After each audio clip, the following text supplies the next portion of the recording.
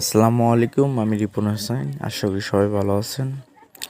তো আজকে আবার নতুন ভিডিওতে আপনাদেরকে জানাই স্বাগতম। আজকে বাইরে অনেক ঠান্ডা পড়তেছে, তো আমি চিন্তা ভাবনা করতেছি ঠান্ডার ভিতরে একটু শরীরটা গরম রাখার জন্য একটু ঝাল জাতীয় কিছু খাই। তাই আজ আমরা চানাচুর ও চাল ভাজা একসাথে মেখে খাবো। তো পুরো ভিডিওটি দেখতে আমাদের সাথেই থাকুন।